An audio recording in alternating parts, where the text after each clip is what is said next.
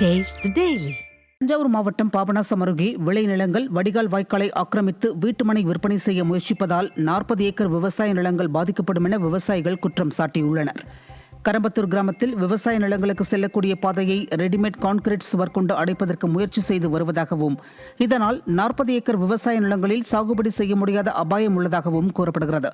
இது தொடர்பாக அதிகாரிகளிடம் புகார் அளித்தும் கண்டுகொள்ளவில்லை என குற்றம் சாட்டிய விவசாயிகள் உரிய நடவடிக்கை எடுக்க வேண்டும் என விடியாத அரசுக்கு வலியுறுத்தியுள்ளனர்.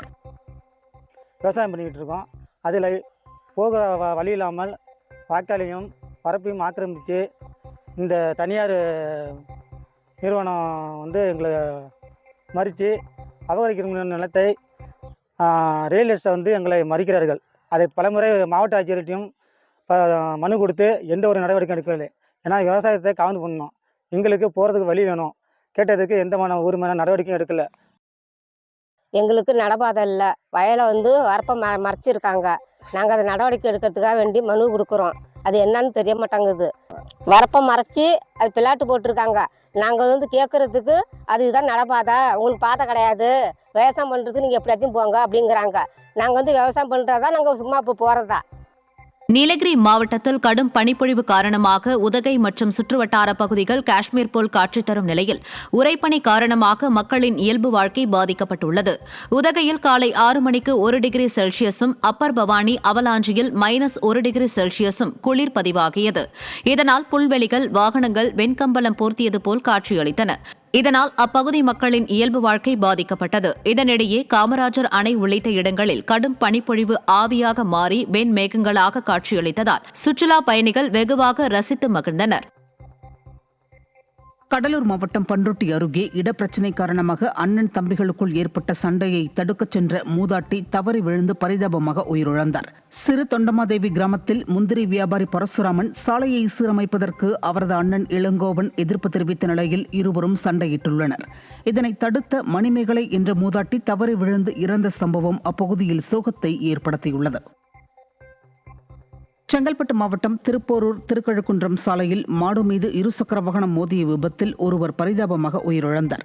வேளங்காடு பகுதியைச் சேர்ந்த சேகர் என்பவர் திருப்போரூரிலிருந்து ஆமூர் நோக்கி இருசக்கர வாகனத்தில் வீட்டிற்கு சென்றபோது சிறுதாவூர் பேருந்து நிலைய சாலையில் படுத்திருந்த மாடு மீது மோதி சாலையில் தூக்கி வீசப்பட்ட அவர் சம்பவ இடத்திலேயே பரிதாபமாக உயிரிழந்தார். சிறுதாவூர், ஆமூர் பகுதிகளில் சாலையில் திரியும் கால்நடைகளால் தொடர்ந்து விபத்துகள் ஏற்படுவது குறித்து பலமுறை புகார் அளித்தும் விடியாத ஊராட்சி நிர்வாகம் உரிய நடவடிக்கை எடுக்கவில்லை என பொதுமக்கள் சாடுகின்றனர். பேருந்தில் ஏற்ற மறுத்த நடத்துனரை கண்டித்து திண்டுக்கல் மாவட்டம் நத்தத்தில் பயணிகள் சாலை மறியலில் ஈடுபட்டனர். சீதாராமன் என்பவர் தனது குடும்பத்தினருடன் திண்டுக்கல்லில் இருந்து நத்தம் செல்ல தேவக்கோட்டை செல்லும் அரசு பேருந்தில் ஏற முயற்சித்தார். அந்த பேருந்து நத்தத்தில் நிற்காது என கூறி நடத்துனர் அவர்களை ஏற்ற மறுத்துள்ளார்.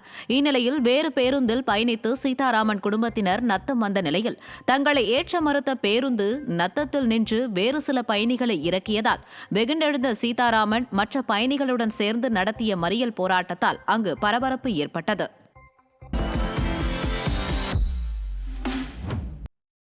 கள்ளக்குறிச்சி மாவட்டம் உளுந்தூர்பேட்டை அருகே சுடுகாட்டு பாதை இல்லாததால் இறந்தவர் உடலை வயல்வெளி வழியாக சுமந்து சென்ற அவலம் அரங்கேறியது.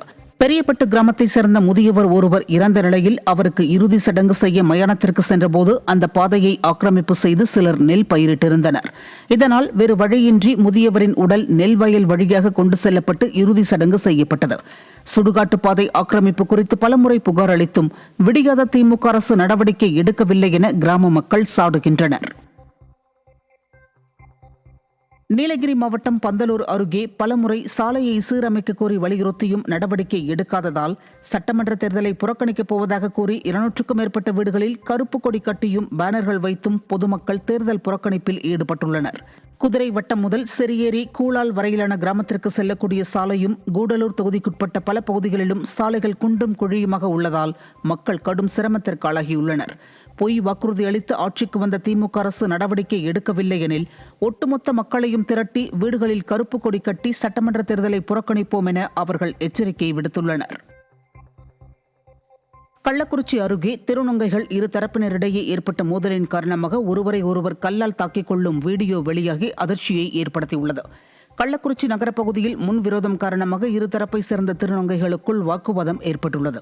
ஒரு கட்டத்தில் வாக்குவாதம் கைகலப்பாக மாறி ஒரு தரப்பு கல்லால் தாக்கிய போது மற்றொரு தரப்பினர் கத்தியால் வெட்டியதில் படுகாயமடைந்தவர்கள் மருத்துவமனையில் சிகிச்சைக்காக அனுமதிக்கப்பட்டனர்.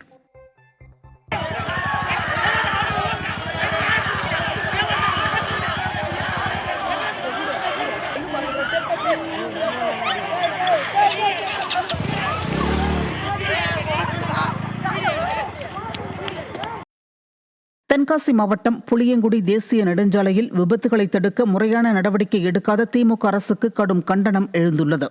புளியங்குடி பகுதியில் அதிவேகமாக வாகனம் இயக்குவது, போதையில் வாகனத்தை ஓட்டுவது, ஹெல்மெட், சீட் பெல்ட் அணியாமல் செல்வது, செல்போன் பேசியபடி வாகனம் ஓட்டுவது, அதிக பாரத்துடன் இயக்குவது, சாலை விதிகளை பின்பற்றாமல் செல்வது போன்றவற்றால் அதிக விபத்துகள் ஏற்படுகின்றன.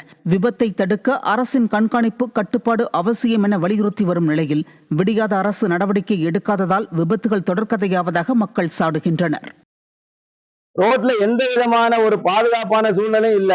ரோடு சாலை பாதுகாப்பு சம்பந்தமா மக்களிடமும் இந்த அரசாங்கம் எந்த விழிப்புணர்வும் ஏற்படுத்துற மாதிரி தெரியல.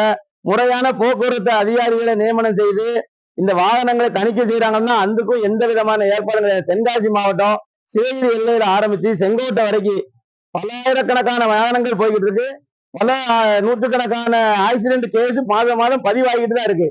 ஆனாலும் இந்த அரசாங்கம் அதை தடுக்கிறதுக்கு எந்த விதமான ஒரு நடவடிக்கையும் எடுக்கல. நம்ம புளியங்குடி டு தென்காசியில கிட்டத்தட்ட எக்கச்சக்க ஆக்சிடென்ட் நடந்துகிட்டே இருக்கு. 2 வீலர்ல ஆக்சிடென்ட் நடக்கு. அது போக இப்போ ஒரு 2 பஸ் கூட இப்போ இடைகாலில் ஆக்சிடென்ட் ஆச்சு. இதுக்கு காரணம் அப்படின்னு பாத்தீங்கன்னா, ஒண்ணு அதிக ஸ்பீடுல போறது, இல்ல அப்படின்னா மது அருந்திட்டு போறது, ஹெல்மெட் போடாம போறது. இதனால ஏகப்பட்ட உயிரிழப்புகள் ஏற்படுது. அப்ப இதை தடுக்கணும் அப்படின்னா கண்டிப்பா அதுக்கு ஒரு அதிகாரி அப்படிங்கிறத இந்த ரோட்ல நம்ம போக்குவரத்து துறை அதிகாரியை அமைச்சா மட்டும்தான் இந்த பாதுகாப்பு மக்களுக்கு கிடைக்கும். கோவை மாவட்ட ஆட்சியர் அலுவலகத்தில் இன்று மக்கள் குறைதீர்ப்பு முகாம் நடைபெற்ற நிலையில் 16வது முறையாக வெடிகுண்டு மிரட்டல் விடுத்த சம்பவம் பொதுமக்களிடையே அச்சத்தை ஏற்படுத்தியுள்ளது. மின்னஞ்சல் மூலமாக வெடிகுண்டு மிரட்டல் விடுப்பவர்களை கண்டறியும் விதமாக தமிழ்நாடு காவல்துறையில் நவீன தொழில்நுட்பம் இல்லாததால் போலீசார் திணறி வருகின்றனர். மோப்பநாய் மற்றும் வெடிகுண்டு கண்டுபிடிப்பு கருவிகளுடன் போலீசார் சோதனையில் ஈடுபட்டுள்ளனர். விடியாத ஆட்சியில் காவல்துறை முற்றிலும் செயல் இழந்திருப்பதால் போலி வெடிகுண்டு மிரட்டல் அதிகரித்து வருவதாக குற்றச்சாட்டு எழுந்துள்ளது. வேலூர் மாவட்டம் பேரணப்பட்டு அருகே இருசக்கர வாகனத்தில் அதிவேகமாக வந்த இளைஞர் பள்ளத்தில் விழுந்து பரிதாபமாக உயிரிழந்தார். திருப்பத்தூரை சேர்ந்த சரவணன் மங்களாமேடு பகுதியில் உள்ள தனது நண்பரை பார்க்க இருசக்கர வாகனத்தில் அதிவேகமாக சென்றபோது பேரணப்பட்டு ஆம்பூர் சாலையில் சாலை விரிவாக்க பணிக்காக தோண்டப்பட்டிருந்த பள்ளத்தில் விழுந்து சம்பவ இடத்திலேயே பரிதாபமாக உயிரிழந்தார். சாலை பணியின் போது நெடுஞ்சாலைத்துறை அதிகாரிகள் எச்சரிக்கை பலகைகள், பேரிகார்டு வைக்காமல் மெத்தனமாக பணி செய்ததே உயிரிழப்புக்கு காரணம் என பொதுமக்கள் குற்றம் சாட்டியுள்ளனர்.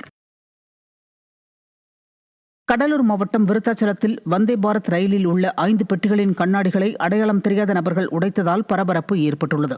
சென்னையிலிருந்து திருநெல்வேலி வரை செல்லும் வந்தே பாரத் ரயில் கடலூர் மாவட்டம் விருத்தாச்சலம் ரயில்வே ஜங்ஷனை கடந்து சென்றது. அப்போது விருத்தாச்சலம் தாழநல்லூர் கிராமத்திற்கு இடைப்பட்ட இடத்தில் அடையாளம் தெரியாத நபர்கள் வந்தே பாரத் ரயிலின் 5 பெட்டிகளை கற்களால் சரமாரியாக தாக்கியதில் ஜன்னல் கண்ணாடிகள் உடைந்தன. திறனற்ற ஸ்டாலின் ஆட்சியில் காவல்துறையின் மெத்தனத்தால் அடையாளம் தெரியாத நபர்களின் அட்டூழியம் நாளுக்கு நாள் அதிகரித்து வருவதாக பொதுமக்கள் குற்றம் சாட்டியுள்ளனர். தூத்துக்குடி மாவட்டம் வட்டக்கோவில் அருகே ஆட்டோ கவிழ்ந்து விபத்துக்குள்ளானதில் ஆட்டோ ஓட்டுநர் மற்றும் 3 மாணவிகள் காயமடைந்தனர். சேது பாதை சாலையில் பாதாள சாக்கடை குழாய் பதிப்பதற்காக பள்ளம் தோண்டப்பட்டு சாலை குண்டும் குழியுமாக காணப்படுகிறது. இந்த நிலையில் 8 பள்ளி மாணவிகளை ஏற்று சென்ற ஆட்டோ விபத்துக்குள்ளானதில் ஆட்டோ ஓட்டுநர் மற்றும் 3 மாணவிகள் காயமடைந்த நிலையில் மருத்துவமனையில் சிகிச்சைக்காக அனுமதிக்கப்பட்டனர். விடியாத திமுக ஆட்சியில் நெடுஞ்சாலைத்துறை சாலையை சீரமைக்காமல் கிடப்பில் போட்டு அலட்சியமாக உள்ளதால் விபத்துக்கள் தொடர்கதையாவதாக பொதுமக்கள் குற்றம் சாட்டுகின்றனர். விழுப்புரம் மாவட்டம் செஞ்சி அருகே மேல் இடையாளம் கிராமத்தில் கோவில் பூசாரி கால்வாய் பாலத்திற்கு அடியில் சடலமாக மீட்கப்பட்ட சம்பவம் அதிர்ச்சியை ஏற்படுத்தியுள்ளது. மாரியம்மன் கோவில் பூசாரியான ராமன் திருப்பதி செல்ல இருப்பதாக கூறி வீட்டை விட்டு சென்ற நிலையில் ஏரி உபரிநீர் கால்வாய் பாலத்திற்கு அடியில் அவரது சடலம் கண்டெடுக்கப்பட்டது. மது போதையில் தவறி விழுந்து உயிரிழந்திருக்கலாம் என முதற்கட்ட தகவலில் தெரிவிக்கப்பட்டுள்ளது. விடியா திமுக ஆட்சியில் மர்ம மரணங்கள் அதிகரித்து வருவது ஏவல் துறையின் மெத்தன போக்கை காட்டுகிறதா என பொதுமக்கள் கேள்வி எழுப்பியுள்ளனர்.